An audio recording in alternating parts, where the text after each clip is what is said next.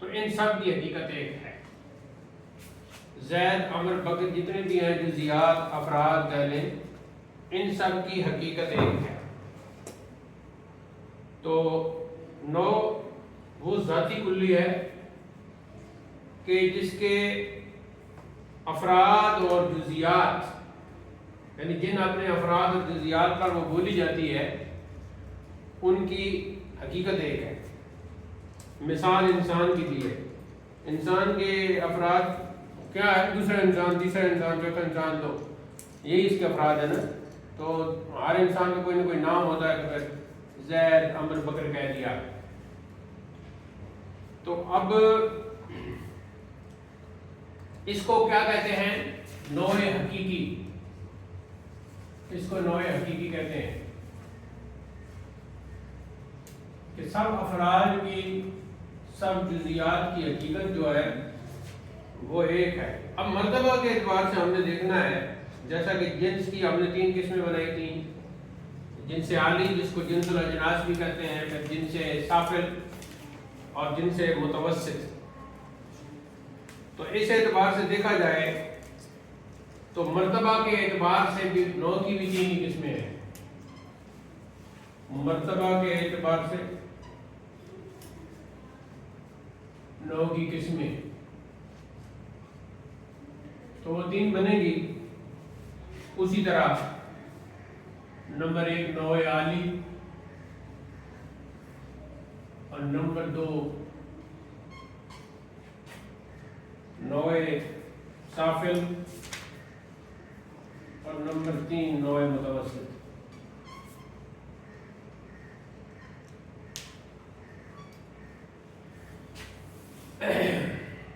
تو اسی طرح ہی جیسے ہم نے جنس عالی کے بارے میں کہا تھا کہ جس کے اوپر کوئی جنس نہ ہو، تو نوع عالی کی تعریف کیا ہو جائے گی؟ جس کے اوپر کوئی نوع نہ ہو. جس کے اوپر کوئی نوع نہ ہو. اور نوع سافل اسی طرح. کون سی نوع؟ وہ نوع جس کے نیچے کوئی نوع نہ ہو.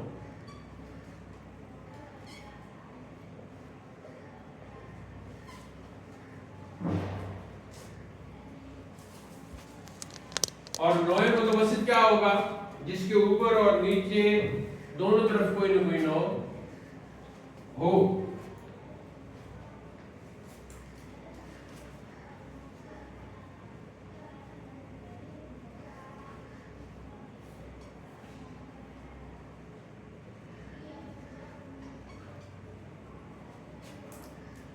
اب جب ہم کہتے ہیں کہ وہ نوع جس کے اوپر کوئی نوع نہ ہو، پہلی جو نوع عالی ہے،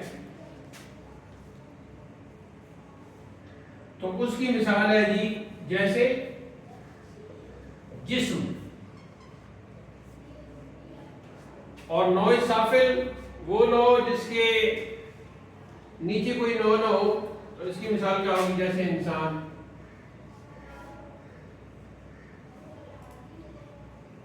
اور نوع متوسط کہ جس کے اوپر اور نیچے دونوں طرف نوع ہو، جیسے جسم نامی، بڑھنے والا جسم، جیسے جسم نامی.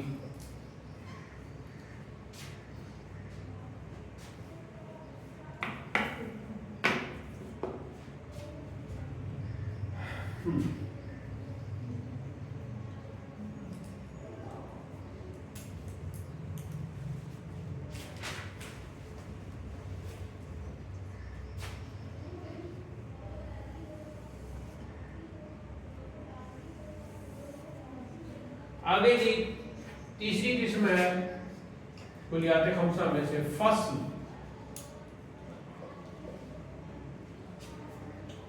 وہ ذاتی کلی ہے جو ایسے افراد پر بولی جائے جن کی حقیقت ایک ہو اور اس حقیقت کو دوسری حقیقتوں سے الگ کر رہی ہو، ممتاز کر رہی ہو، جدا کر رہی ہو. جیسے ناطق اب انسان کے لیے فصل ہے. ایسی ذات کلی جو خاص افراد پر بولی جاتی ہیں، ایسے افراد پر بولی جاتی ہے جن کی حقیقت تو ایک ہو حقیقت ایک ہو، پہلے تو یہ بات ہے، ایسے افراد پر بولی جاتی ہے جن کی حقیقت ایک ہو، یہ پہلا، اور اس حقیقت کو دوسری حقیقتوں سے جدا کر رہی ہو، ممتاز کر رہی ہو۔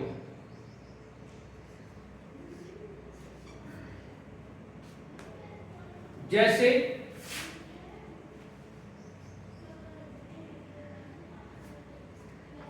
ناطق، کس کے لیے؟ انسان کے لیے۔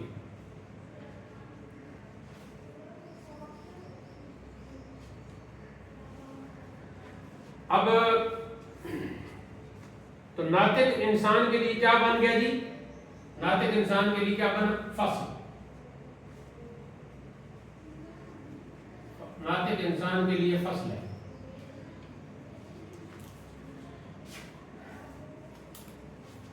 کہ یہ انسان کو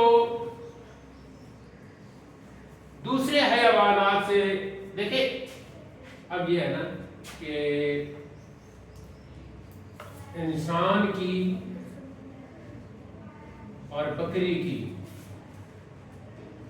حقیقت ایک ہے، انسان کی اور بکری کی حقیقت ایک ہے کہ دونوں حیوان ہیں، انسان بھی حیوان، بکری بھی حیوان، لیکن انسان کو بکری سے ممتاز اور جدا کون سی چیز کر رہی ہے؟ فصل۔ اور فصل کیا ہے؟ اس کا ناطق ہونا۔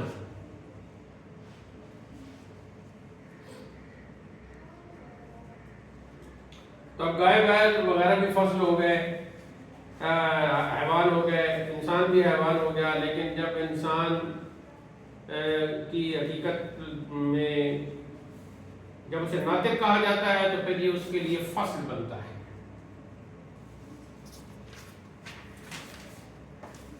اگر ہم ناطق نکال دیں تو پھر انسان کی اور بکری کی حقیقت ایک ہی رہ جائے گی، اور وہ ہے حیوان ہونا۔ گویا حیوان ہونے میں انسان، بکری، بیل، گائے، شیر، کتا سب ایک جیسے ہیں، لیکن لفظ ناطق نے، فصل کا لفظ معنی بھی یہی ہے نا، جدا کرنا، تو ناطق نے انسان کے لیے فصل پیدا کر دی، اور ناطق بولتے ہی، حیوانات ناطق بولتے ہی بکری اور باقی جتنے بھی جانور تھے ان سے انسان کو الگ کر دیا گیا۔ جیسے جنس کی دو قسمیں ہیں نا، فصل کی بھی دو قسمیں ہیں، فصل قریب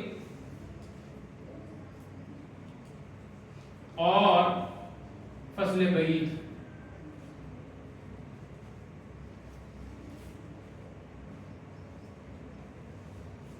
تو پہلے ذرا اس کو سمجھ لیا، فصل قریب کیا ہے؟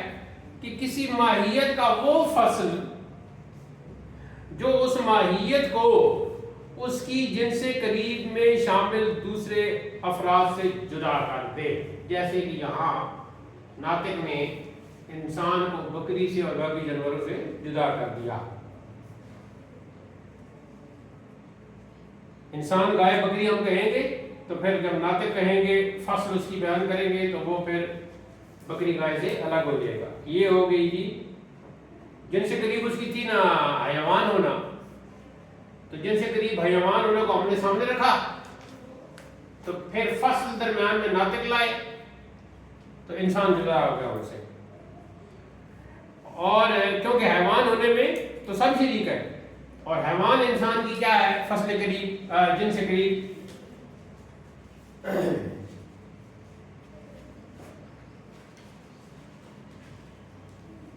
تو اب ناطق ہونا انسان کے لیے کیا ہوا؟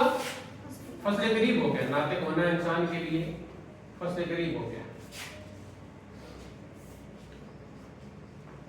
کسی ماہیت کا وہ فصل تو اس کی وہ حقیقت ہے نا، وہ صفت ہے نا جو اس کو دوسرے سے جدا کر رہی ہے، تو کسی ماہیت کا، کسی حقیقت کا وہ فصل جو اس ماہیت کو اس کی جنس سے قریب، جہاں انسان کی جنس سے قریب تھی حیوان ہونا، جنس سے قریب میں شامل، اور جو اس کے دوسرے افراد ہیں جیسے یہاں بکری، گائے وغیرہ، اس سے جدا کر دے، تو یہ ہے جی فصل قریب۔ اب جب ہم ناطق کہتے ہیں، اور جن سے قریب تھی انسان کی حیوان ہونا، تو جب ایسے ہی ہم ناطق کہتے ہیں تو پھر گائے بکری جو اس کی جنس میں آلریڈی شامل تھے وہ جدا ہو جاتے ہیں. تو ناطق ہونا انسان کے لیے بن جاتا ہے فصل قریب. اب آتے ہیں فصل بعید کی طرف. فصل بعید کیا ہے؟ کسی ماہیت کا وہ فصل جو اس ماہیت کو، اب آگے جہاں جن سے قریب لکھا تھا وہاں فصل بعید لکھے، جو اس ماہیت کو جن سے بعید میں شامل دوسرے افراد سے جدا کر دے، لیکن اس کی جن سے قریب میں جو افراد شامل ہیں ان سے جدا نہ کرے. اب اس کی مثال کیا ہوگی؟ حساس. حساس حساس انسان کے لیے فصل بعید ہے، کیونکہ جو انسان کی جن سے بعید ہے نا، جس میں نامی، جو کل ہم نے پڑھا تھا جس میں نامی، وہ انسان کی جن سے بعید ہے نا، کہ ادھر حیوان کا جسم بھی بڑھ رہا ہے، انسان کا جسم بھی بڑھ رہا ہے، جس میں نامی. تو یہاں جس میں نامی کہ ایک فرد مثلا درخت ہے تو اس سے اس کو جدا کر رہا ہے. درخت بھی جس میں نامی ہے، انسان بھی جس میں نامی ہے، لیکن پھر حساس ہونا اس میں فصل آ گیا. آپ کہتے ہو دونوں جس میں نامی ہے، انسان بھی جس میں نامی، کیونکہ انسان کا جسم بھی روزانہ بڑھ رہا ہے اور درخت بھی روزانہ بڑھ رہا ہے، دونوں جس میں نامی ہے، تو پھر جدائی کیسے ہوگی ان کی ماہیت کے اعتبار سے؟ تو فصل پھر ہوگا اس کا حساس، کہ انسان بھی جس میں نامی ہے، درخت بھی جس میں نامی ہے، لیکن انسان حساس ہے. لہذا حساس ہونا انسان کے لیے فصل ہو گیا، اور اس نے جدا کر دیا اس کو دوسرے جسم نامی سے. بیری کا درخت بھی جسم نامی تھا، انسان کا بچہ بھی جسم نامی تھا، لیکن اب اس انسان کو فصل بعید یعنی حساس ہونا اس نے اس سے جدا کر دیا. لیکن انسان کی جو جن سے قریب ہے حیوان ہونا، اس سے جدا نہیں کر رہا. ہاں وہ ابھی جگہ ہے. چلے جی، یہ آگے جیسے جیسے استعمال ہوگا نا، ویسے ویسے آپ کے دماغ میں یہ چیزیں بیٹھتی جائیں گی.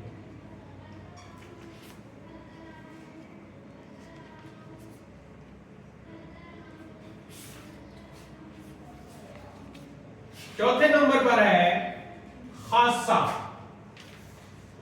خاصہ. اب یہ خاصہ جو ہے نا، ذاتی میں نہیں آتا نا، یہ عرضی میں آتا ہے. جیسا کہ شروع میں ہم نے کہا تھا ذاتی اور عرضی، تو خاصہ عرضی میں آ جائے گا. عرضی جو ہے نا، جوہر اور عرض کی ہم نے پہلے وہ بات پڑھ لی تھی. اچھا جوہر جو ہے، یہ ایک بات میں آپ کو بتا دوں کہ اس دن بھی بتائی ہوگی کہ پہلی تقسیم ہم نے کیا کی تھی؟ جوہر اور عرض. جوہر اور عرض. تو یہ جو فلاسفہ ہے نا، فلاسفہ حکماء، فلاسفہ کہتے ہیں کہ دنیا میں جو کچھ بھی ہے اس کی حقیقت جاننے کے لیے انہوں نے 10 کیٹیگریز بنا دی ہیں. ٹھیک ہے؟ انہیں کہتے ہیں، ہر کیٹیگری کو کہتے ہیں مقولہ، اور مقولہ کی جمع ہو گئی مقولات، اور وہ 10 ہے. مقولات عشرہ کہتے ہیں انہیں. اس پر میری ویڈیو بھی موجود ہے، میرا رسالہ بھی ہے اس پر، اور آگے جا کے آپ کو پڑھ لیں. تو مقولات عشرہ 10 کیٹیگریز ہیں، جن سے ہم تو قرآن سنت کو مانتے ہیں نا، لیکن میں ان کی بات کر رہا ہوں. تو وہ کہتے ہیں یہ 10 کیٹیگریز ہوں گی تو یہ بتائیں گی کسی چیز کے بارے میں، اس کو طے کریں گے وہ چیز کیا ہے. تو 10 کیٹیگریز میں سب سے پہلے ہے جوہر، اور باقی جو 9 ہے انہیں وہ کہتے ہیں عرض. ایک کو کہتے ہیں جوہر، تو اور باقی کو عرض کہتے ہیں. یعنی ان کے نزدیک مقولات عشرہ میں سے ایک مقولہ جوہر ہے. مقولہ جوہر، تو جوہر کی تعریف وہ کرتے ہیں قائم بذاتہ ہی، قائم بنفسہ ہی، قائم بذاتہ ہی یا قائم بنفسہ ہی. تو وہ کہتے ہیں یہ جو جوہر ہے نا، یہ تو ہوتا ہے قائم بنفسہ ہی، قائم بذاتہ ہی، اور باقی 9 عرض جو ہیں وہ دوسرے سے دوسرے کی وجہ سے قائم ہوتے ہیں، تو اس اعتبار سے انہیں پھر آراز کہا جاتا ہے، عرض کی جمع۔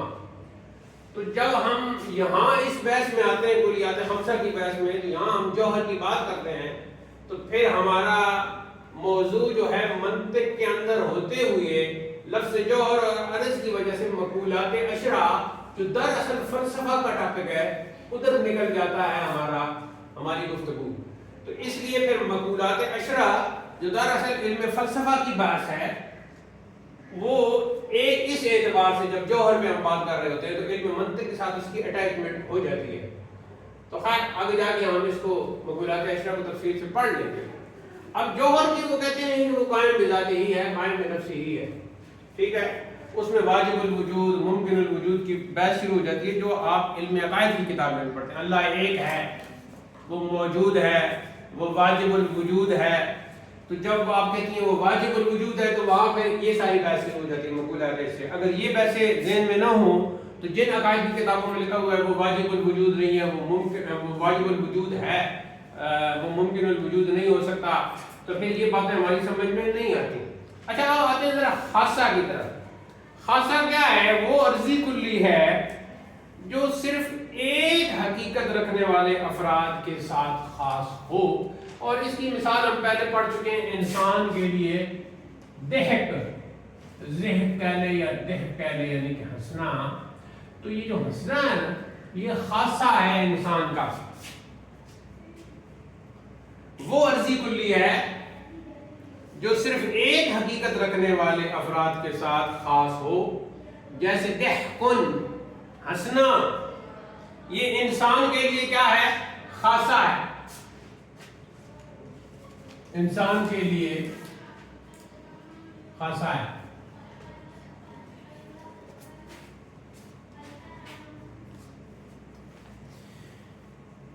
اور انسانی حقیقت رکھنے والے جتنے بھی افراد ہیں، اب انسانی حقیقت رکھنے والے باقی افراد کون سے ہوں گے؟ میں اب نام نہیں لوں گا لیکن اشارہ کروں گا، آپ بتائیں۔ انسانی حقیقت رکھنے والے باقی افراد کون سے؟ ہاں جی، اللہ اکبر۔ تو ہم علم منطق کس کو پڑھا رہے ہیں؟ کرسی نمبر 1، کرسی نمبر 2، کرسی نمبر 3، اس طرح ہم پڑھا رہے ہیں۔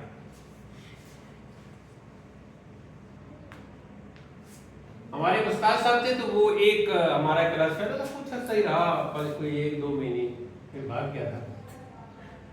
تو اس سے جب سوال کرتے تھے تو وہ پھر کوئی جواب نہیں دیتا تھا، تو استاد صاحب اس کو فرماتے تھے ایسے کہتے تھے کرسی علی الکرسی، یہ کرسی پر ایک اور دوسری کرسی ہے، کہ جیسے کرسی خاموش ہوتی ہے تو یہ بھی خاموش ہے۔ انسان کے دوسرے افراد انسان ہی ہوں گے نا، آپ سب افراد انسان ہیں نا۔ انسان کے دوسرے افراد کون سے ہوں گے؟ یہ انسان، وہ انسان، یہ انسان، وہ انسان، یہ انسان، وہ انسان۔ جس پر بھی انسان کا لفظ بولا جائے گا، چاہے مذکر ہو، چاہے مؤنث ہو، چاہے چھوٹا ہو، چاہے بڑا ہو، وہ انسان کے افراد ہیں۔ جیسے ایک جسم کے افراد اور پارٹس ہوتے ہیں نا، ایسے انسان کے افراد سے مراد کیا ہوگا؟ باقی انسان۔ تو اب ایک خاصہ جو ہے وہ انسان کے افراد کے لیے خاص ہے۔ انسانی حقیقت رکھنے والے کون ہیں؟ انسان ہی ہیں۔ ظاہر ہے انسانی حقیقت رکھنے والے درخت تو نہیں ہے نا، انسانی حقیقت رکھنے والے کوئی گائے، بیل اور یہ باقی جتنے جانور ہیں وہ تو نہیں۔ تو پھر انسانی حقیقت رکھنے والے افراد کے ساتھ خاص ہو گیا جی ہنسنا۔ تو یہ پھر جب انسانی حقیقت رکھنے والے افراد کے ساتھ خاص ہو گیا ہنسنا، تو اٹس مین کہ ہنسنا خاصہ ہو گیا انسان کا۔ تو یہ عرضی کلی ہے جو خاصہ ہے انسان کا۔ اب خاصہ کی 2 قسمیں،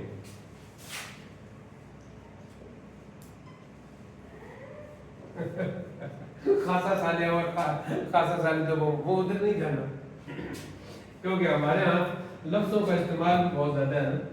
خاصہ شاملہ، اور دوسرا ہے جی خاصہ غیر شاملہ. مجھے اس وقت کچھ ایسی کیفیت ہو رہی ہے کہ اس کا نتیجہ ٹھیک نہیں ہوتا، تو آپ دعا فرمائیں کہ اللہ خیر کرے. اچھا، خاصہ شاملہ پہلی قسم ہے خاصہ شاملہ، اور دوسری قسم ہے خاصہ غیر شاملہ. خاصہ شاملہ وہ خاصہ ہے جو ایک حقیقت رکھنے والے تمام افراد میں پایا جائے. تو شاملہ کا مطلب یہ ہو گیا.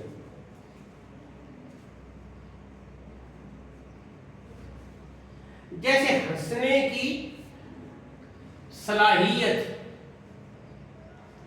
خاصہ شاملہ وہ خاصہ ہے جو ایک حقیقت رکھنے والے تمام افراد میں پایا جائے، جیسے ہنسنے کی صلاحیت یا طاقت لکھنے، جو بھی لفظ لکھنا چاہیں. ہاں،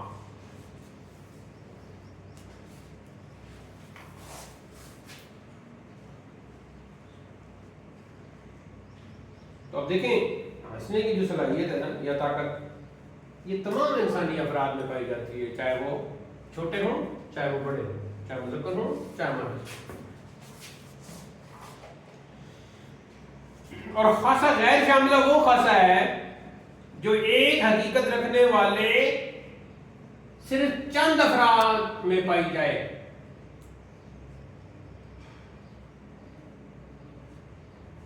یا پایا جائے کر لیں، خاصہ کو اس طرح مذکر کے طور پر پڑھیں نا، کلی کے طور پر پڑھیں تو پایا جائے لکھ سکتے ہیں.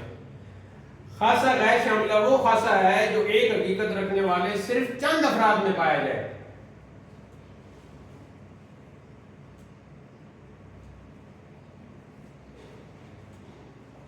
جیسے کسی ہنسی کو دیکھ لیں، جیسے ہنسی کا چند افراد میں ظاہری طور پر پایا جانا، یوں کر لیں جیسے ہنسی کا ظاہری طور پر پایا جانا.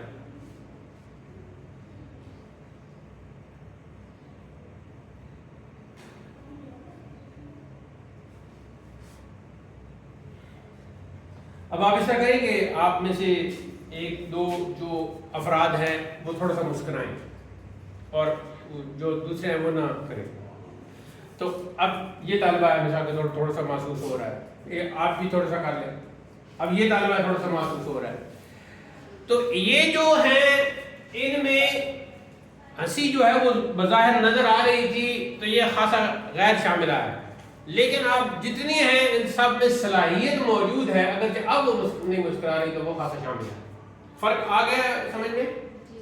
ہاں، کہ ہنسنا خاصا ہے، وہ سب میں پایا جائے تو یہ خاصا شامل ہے، اور چند افراد میں ظاہری طور پر نظر آئے تو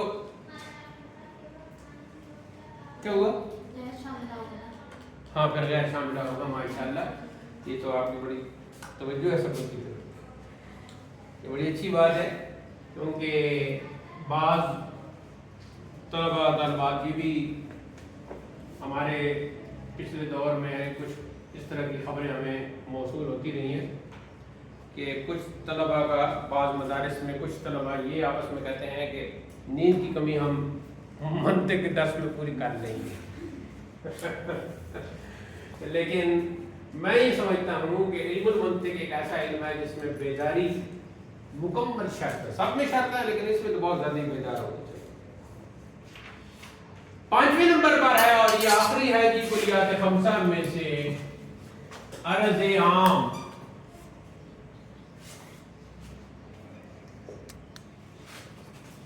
وہ عرضی کلی ہے جو مختلف حقیقت رکھنے والے افراد کے ساتھ لاحق ہو. وہ عرضی کلی ہے جو مختلف حقیقت رکھنے والے افراد کے ساتھ لاحق ہو.